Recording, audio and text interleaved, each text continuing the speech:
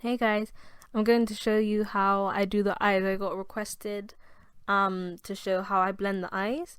So this tutorial is going to be specifically on eyes and no other part of the picture.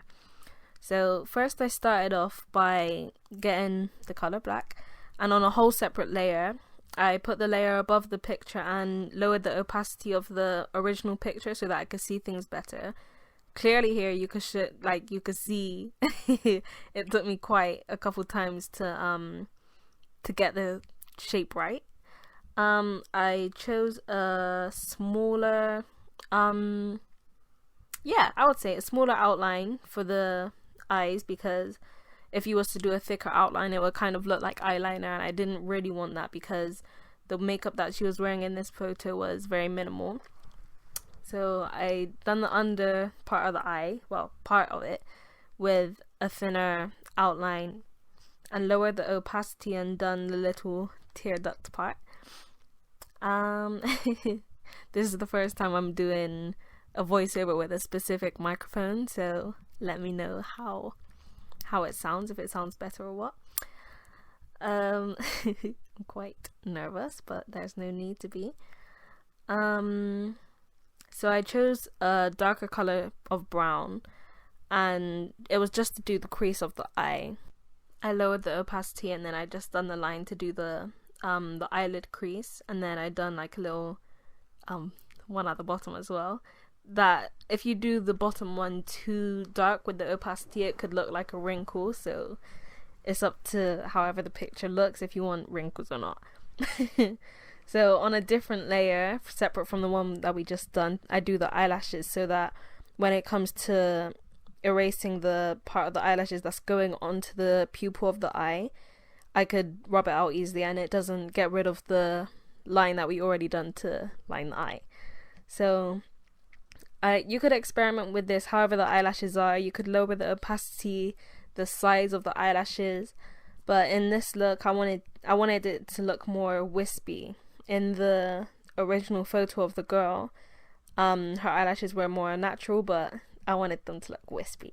So so I wanted them to look fuller as well. So that's where you can see I'm adding in these darker colors. But to make it wispy, what I usually do, I make the opacity quite high, not so that it's like completely black. Sometimes I do, sometimes I don't, but I do the opacity really high, and I do the size of the pen sharp tool really small, and that's the main brush that I use to do the outlining for my drawings. So as you can see, am I doing it now? Yeah, I'm doing it now. I'm making it look wispy with all the smaller strokes. So you can see the difference there. Here I lowered the opacity of all the eyelashes so that I could see where the outline is, and I just got the eraser and I erased everything that was underneath the eyeline, well, that we previously drew.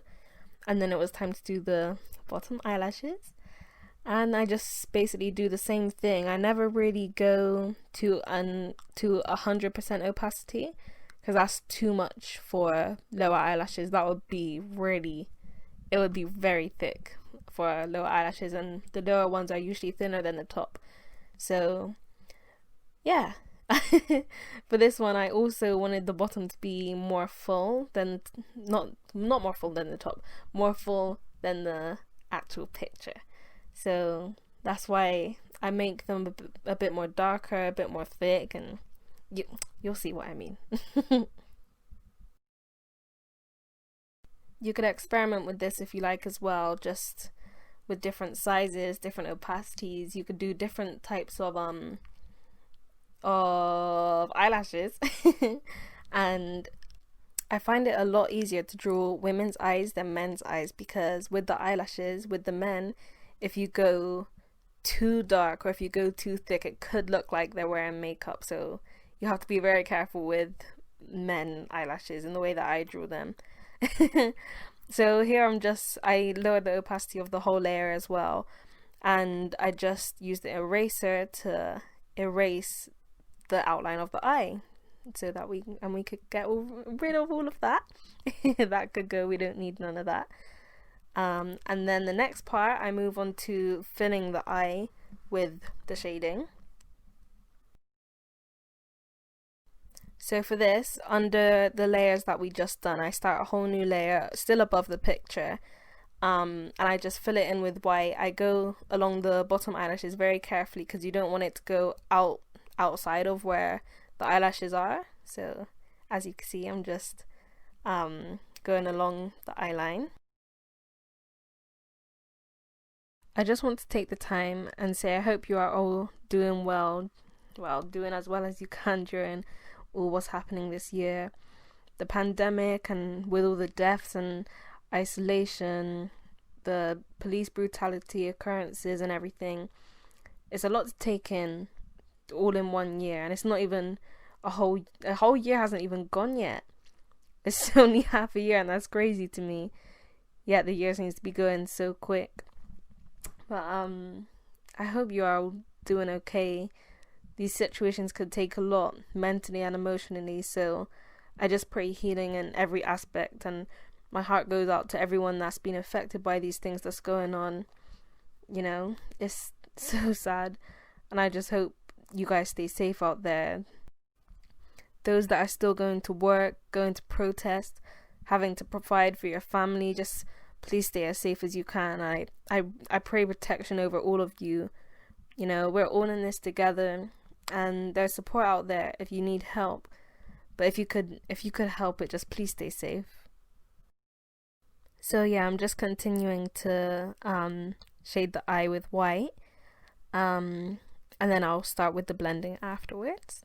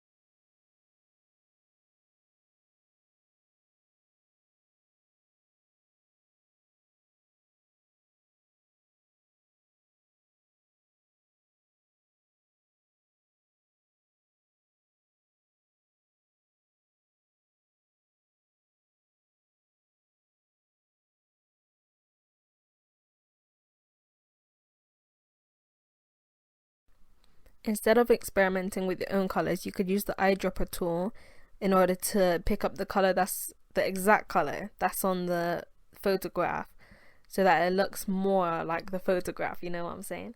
So here I was just filling in that little part. You might miss some spots, so you just unselect the protect alpha option, and you just shade it in as normal, and as soon as you press it again, nothing would go outside of that part that you just shaded.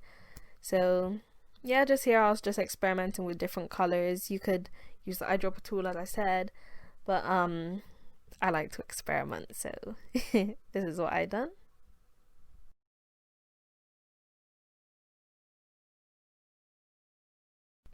You could do the shading as dark or as light as you want it.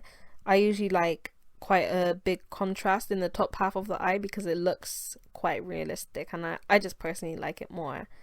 So on this part, I started to do the eye color, where on a separate layer you do it on the layer that's above the shading that we just done, so that the color is on top of the white shading in the eye instead of underneath. And I used the circle at the top so that I could get a perfect circle, and I usually do this outline with the pencil on 100% opacity, and you know, you could experiment with the size because you're going to fill it in anyway. And then on another separate layer, on the one that's above, as well, the green, as the eye color, I do the black for the pupil, so that when I shade the pupil, it's above the eye color. The layers could get a bit confusing, but you know, you have to work out which ones go on top of which layer, so that you know, you can see the difference.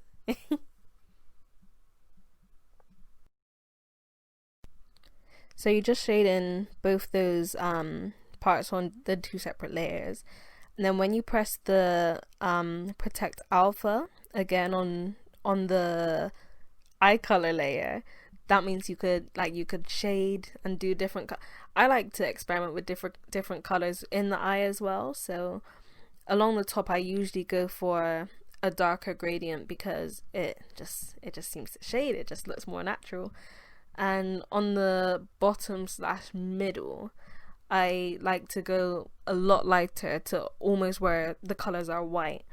But as you can see, I do outline it with a darker green, and then when it gets to where you see now where it looks like it's lighter green, I go even lighter than that, and I start to move into the color yellow. So you would see that from the color wheel at the bottom. But yeah, you could experiment with whatever color you like. If you want to do pink, if you want to do purple, blue, hazel, you could do any color you like for the eyes. But I just chose to do a dramatic green because in the original photograph her eyes were green, not as green as this, but I wanted it to be more dramatic. It looks more electric-y.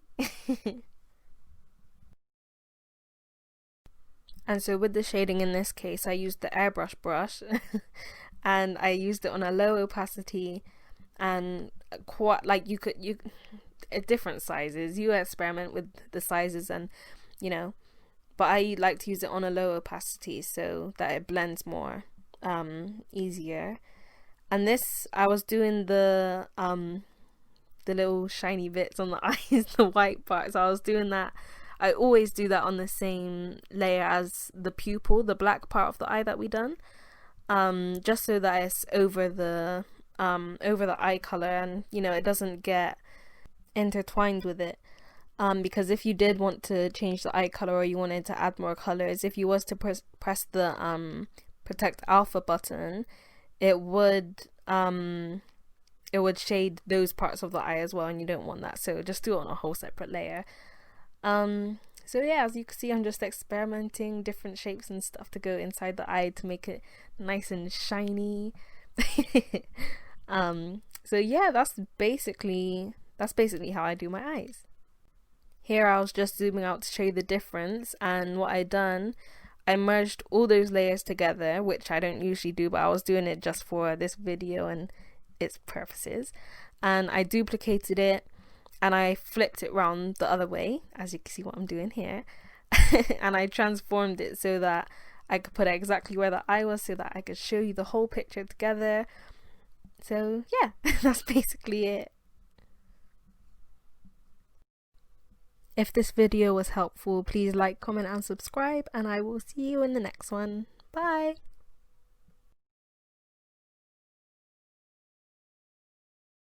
Time for the bloopers!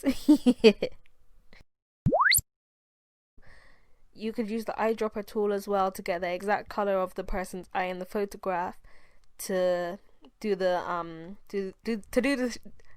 my gosh, I'm filling it in.